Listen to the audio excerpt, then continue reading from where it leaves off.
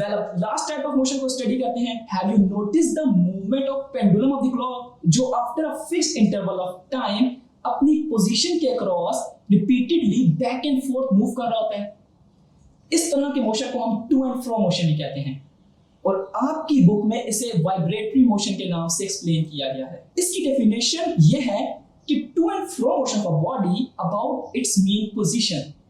To and fro motion को समझने के लिए सबसे बेस्ट एग्जांपल वैसे पेंडुलम की ही है। या कभी पार्क में सीसॉ देखा हो जिसपे बच्चे झूले ले रहे होते हैं, वो एक्चुअली मेन पोजीशन के अक्रॉस मूवमेंट है।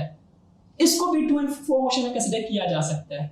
इसकी डिफरेंट एग्जांपल्स में motion of a swing, motion of an object attached to the spring, string of a violin include हैं। अब मैं टॉपिक को समराइज करने लगा हूं और इसमें आपको ये 3 पॉइंट्स याद रखने हैं कि if a body move along a straight और अ कर्व्ड पाथ तो वो ट्रांसलेटरी मोशन है, and motion along the circumference of the circle तो वो रोटेटरी मोशन है, और to and fro motion of a body about its mean position को हम वाइब्रेटरी मोशन कहते हैं। अभी तक के लिए इस टॉपिक में बस इतना ही। नेक्स्ट लेक्चर में हम वेक्टर्स और स्केलर्स के बारे में स्टडी करेंगे।